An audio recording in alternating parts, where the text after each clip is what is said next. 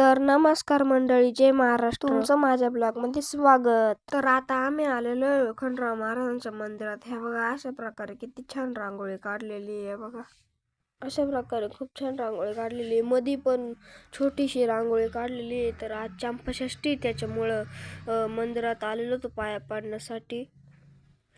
खंडरावाच्या मंदिरात पाया पाडण्यासाठी आलं, तर म्हटलं चला विठ्ठल रुक्माईच्या मंदिरात पण पाया पडून येऊ. हे बघा, अशा प्रकारे विठ्ठल रुक्माईचं मंदिर. तर आम्ही संध्याकाळी लगेचच तळे आरती घेऊन आलेलो होतो, पण एवढी गर्दी लागली होती, डायरेक्ट रांगाच लागलेल्या होत्या गर्दीच्या. अजून गर्दी वाढणार होती, पण आम्ही लवकर आलेलो होतो, त्याच्यामुळे आमच्या मागे खूप रांगा लागलेल्या होत्या. काहींचे दर्शन झाले होते, तर ते चालले ते घरी. हे बघा, अशा प्रकारे आम्ही मध्ये आलेलो आता दर्शन घ्यायला. हे बघा, अशा प्रकारे खंडराव महाराजांना मंडळे लावलेले आहे.